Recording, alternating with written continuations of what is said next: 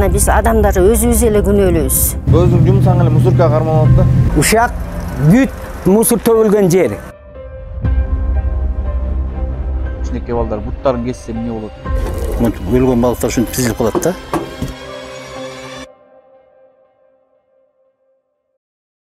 Биздин ата-бабалардан келе аткан байлыкты кийинки муунга өткөрүп сактап бериш баарыбыздын милдетибиз. Биз көнүп алдык. Ушул салафан пакеттерди колдонсок жеңил, бирок анын зыяны канчалык көп экенин баарыбыз билишибиз керек. Башка мамлекеттерде Индияны ала турган болсок, ушу 5 жыл эркинен ажыратылган мыйзамдар кабыл алынган. Ирландияда, Италияда дагы ушул салафан пакеттерди колдонууга дагы чоң иштерди жасашкан. Мына мен ушул жакта жашаганым 40 жыл болду. Мусорду алып кетип эле ар бир 3-чү күнү тазалыктан алып кетишет. Аларды аракет кылып, анан керек болсо ошо акча төлөөлөр келбей, ушинтип талаага мусор таштагандар толтурат да. Биз Көкмөнөк айыл аймагы тарабынан биз Балыкчы шаарынын мэриясына көп жылдык мөөнөткө 15,5 гектар жерди ушул шаардын таштааныларын төккөнгө полигон кылып бергенбиз. 23 жылдын башы менен бийиктиги 6 метр, 8 метрге чейин чоң сеткаларды орнотту.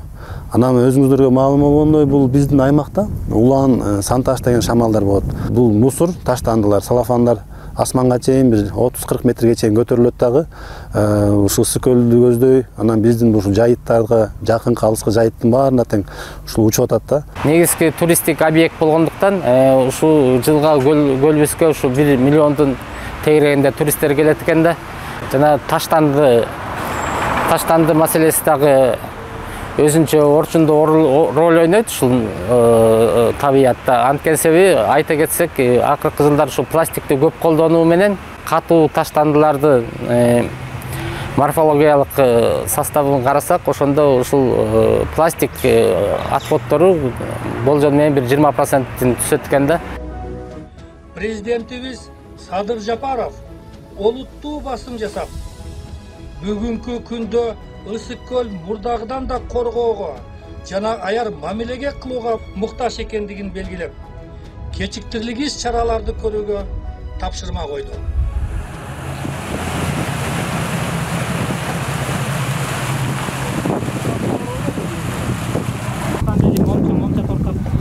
Санатан бери 6-чы торду тартып атабыз. Ошондо ар бир метр 100дөн болгондо 600 метр. Кез ушу тор салып коет дагы кайдыгер мынакей ушун таштак жалат. Же балыкчыга жарабайт. Өлгөн балыктар ушинтип тизилип калат да.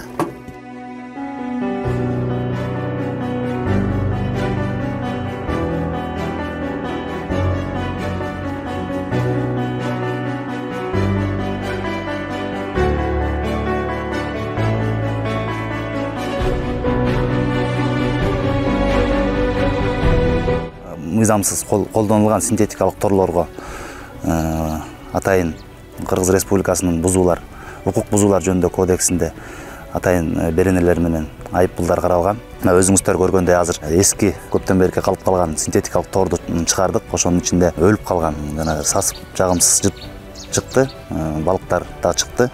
Ал балыктар албетте азыр көлүбүздө жашап аткан түрүү балыктарга дагы зыянын келтирбей койбойт. Кандайдыр бир оорулар чыгышы мүмкүн, андан ушу түрүү жүргөн балыктарга дагы зыяны албетте чоң тиет. Андан сырткары ушул балыктар азыктанып аткан, өлүп калган балыктар, торлор жагымсыз жыт менен сасып ошол тамагына дагы зыян келтирип атат да.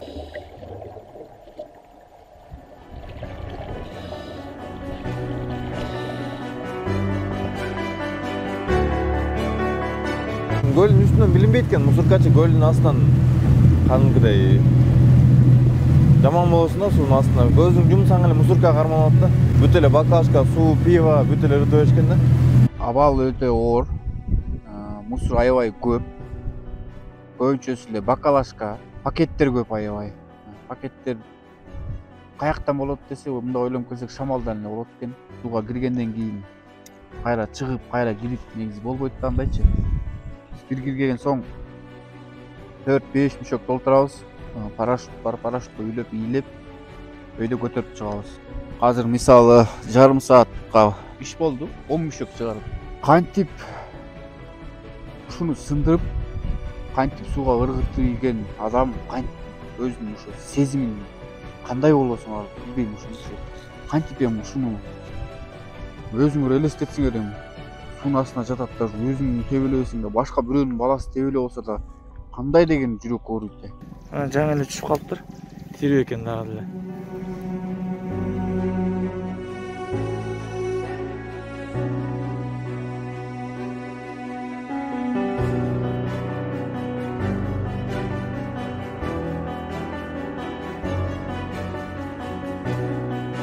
Негизгиси экологиянын бузулуп атканына биз адамдар өзүбүз эле күнөөлүүбүз.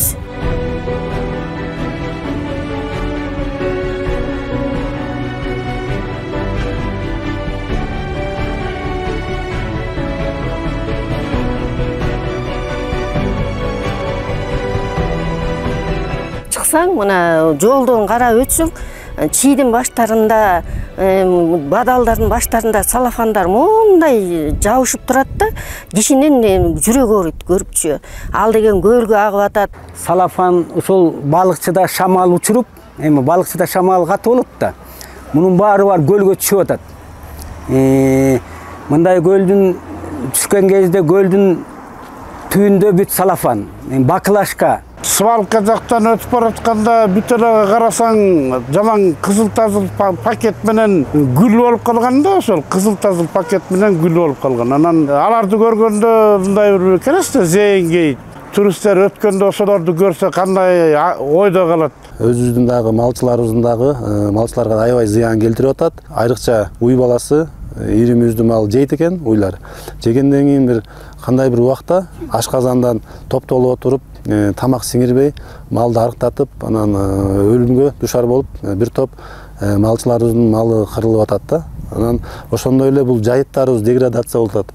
Темир жолдун жээгин айтып коем бо, Шанхай, рыбачынын башы. Ушак бүт мусор төгүлгөн жер. Ушу мусорга салафандын бар төгүлөт да, шамал менен учуп, саз менен бар көлгө түшөт.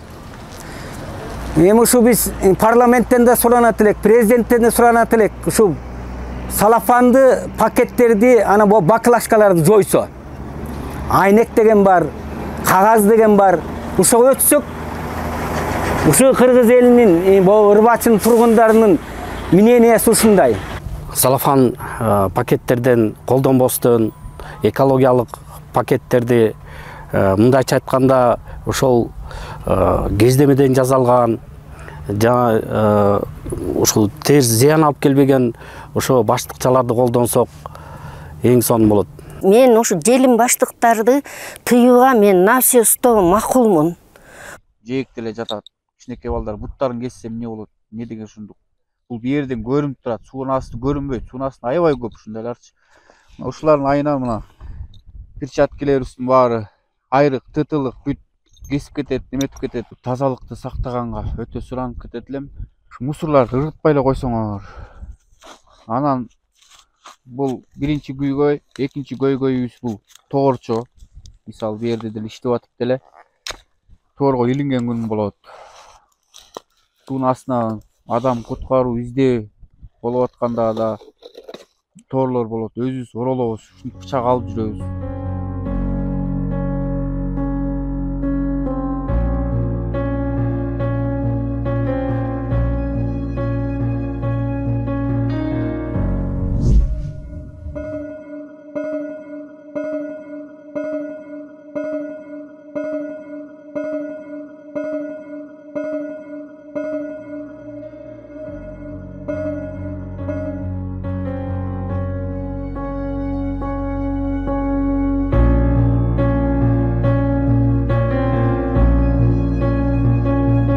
Көлдүн деңгээлинин акырындык менен түшүшү байкалууда.